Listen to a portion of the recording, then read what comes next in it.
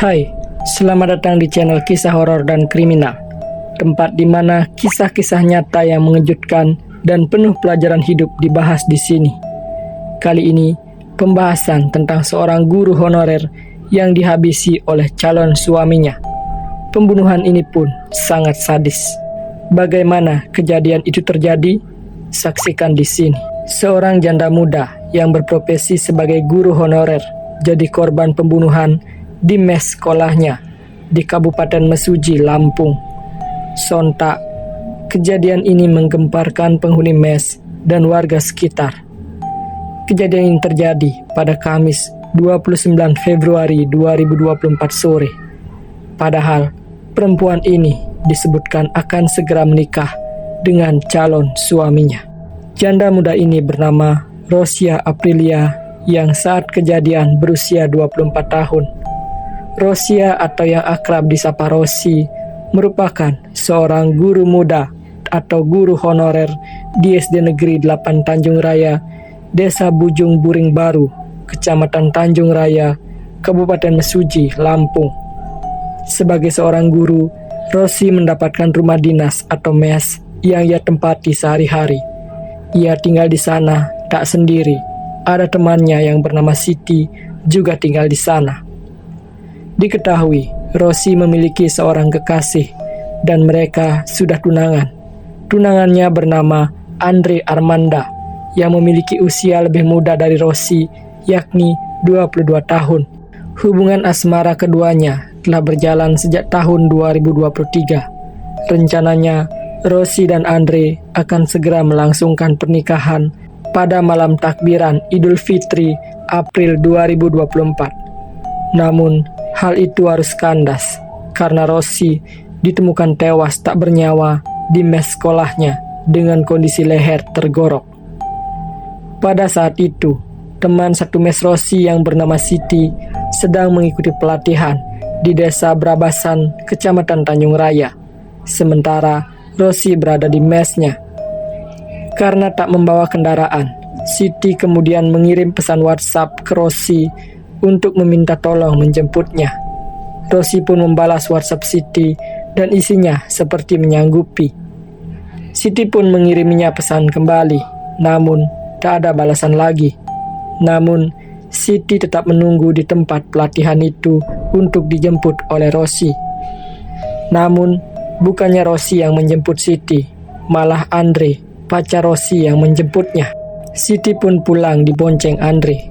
Di perjalanan, Andre juga sempat mengajak Siti berhenti untuk membeli makan. Setelah tiba di mes sekolah, Andre menurunkan Siti hanya sampai depan gerbang sekolah. Karena tidak merasa curiga, sesampainya di mes, Siti pun melakukan aktivitas seperti biasanya, yakni bersih-bersih. Hari pun sudah sore. Siti kemudian hendak mengajak Rosi salat asar. Saat dipanggil, Rosi tak menjawab. Karena mengira Rosi sedang tidur, Siti pun mencoba mengetuk pintu kamarnya. Namun, tetap tak ada jawaban.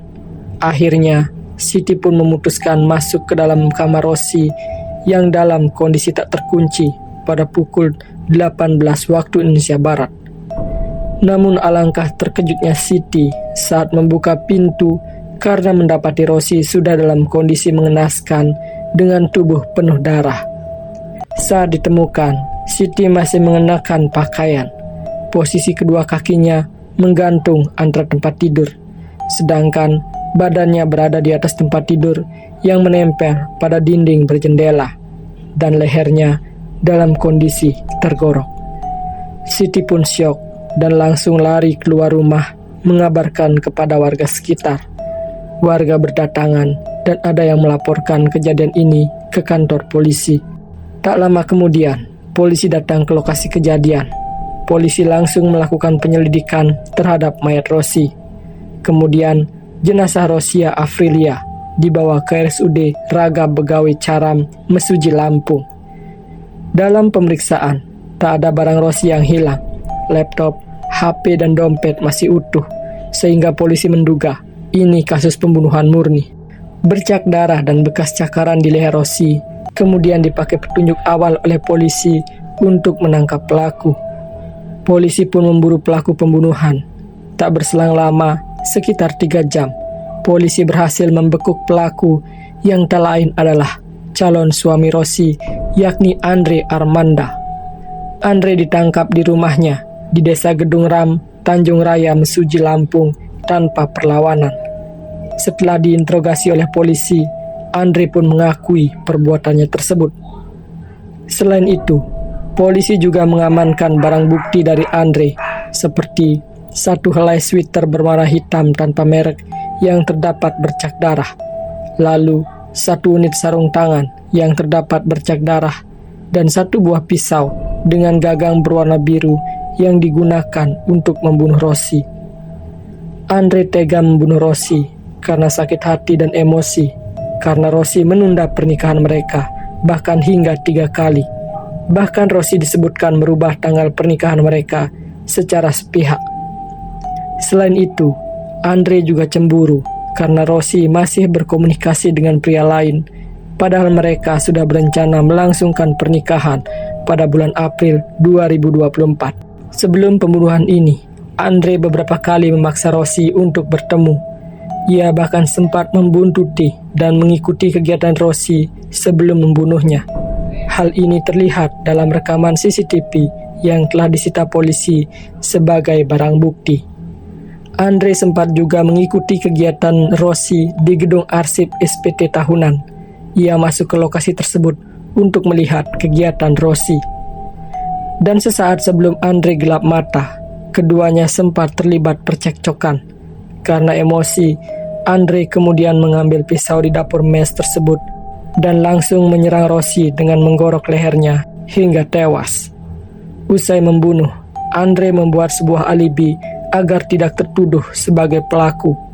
Adapun alibi yang dilakukan Andre adalah dengan mengajak Siti untuk makan, agar seolah-olah tidak terjadi apa-apa saat menjemputnya.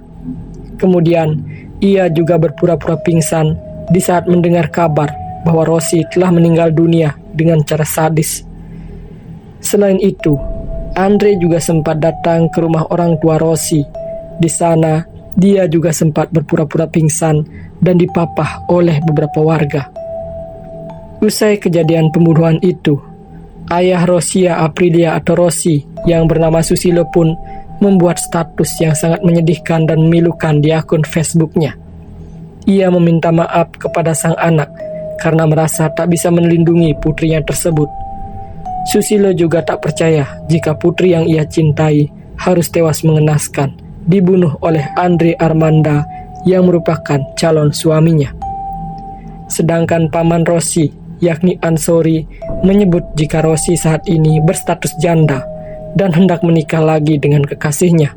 Ansori menyebut rencana menikah itu adalah karena sebelumnya pihak keluarga Rosi dan calonnya sudah melakukan pertemuan.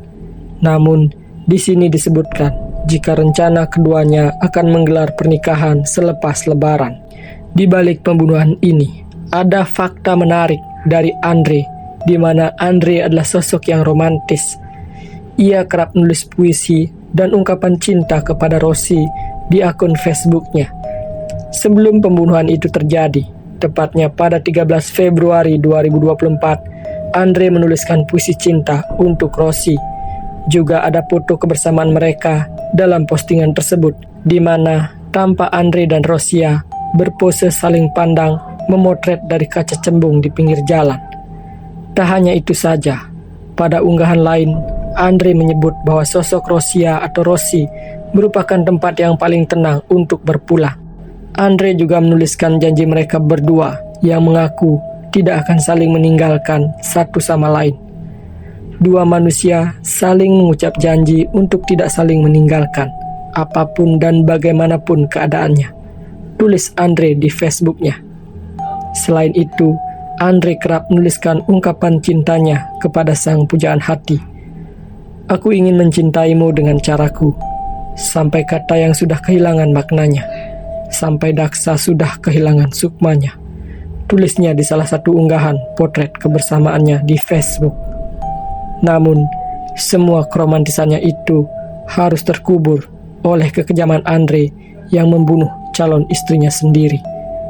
Atas perbuatannya, Andre Armanda terancam dihukum mati karena dijerat pasal 340 subsidiar pasal 338 KUH Pidana. Demikianlah pembahasan ringkas tentang sosok Andre Armanda yang tega membunuh calon istrinya sendiri.